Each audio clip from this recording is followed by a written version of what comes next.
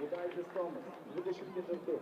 Gumblevičius Tomas, 27. Čizygis Serhijus. Na, o Dainavos komandos startinis 11.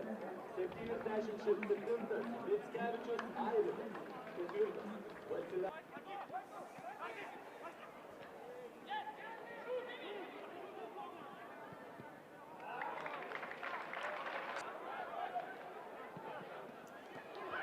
Atgal į galės.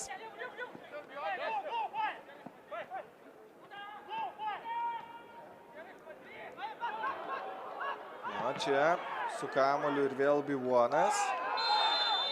Emocijų tikrai netrūksta ties. Dar kartelį noriu priminti, jog parodė kortelę Sedžinui Faje. Na, čia stebėkime, kas vyksta aikštelėje toliau ir sužaidžia Alytaus Dainavos komandos gynėjas ir 11 metrų baudinys skiriamas į Dainavos komandos vartus. Na, čia tikras išbandymas laukia Airido Mickevičiaus šiuo metu. Lelis pakilo, norėdami tenais išvysti pražangą prieš savo komandos žaidėją.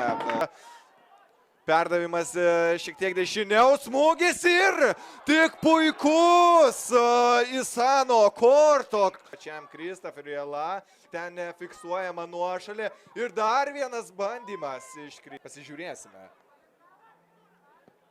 Ar bus vykę šis ir štai pavojinga ataka. Ir pusę ten jau jį pasiekė Evansas Apija. Ir čia bandymas smūgiuoti, štai toks rikošetas. Čia Alytaus komanda bandė sužaisti, o čia gali būti labai pavojinga.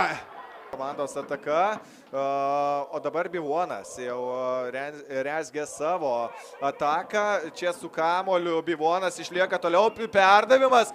Ir panašu, jo krenta įvartis, dar vienas įvartis krenta į Alytaus Dainavos komandos vartus.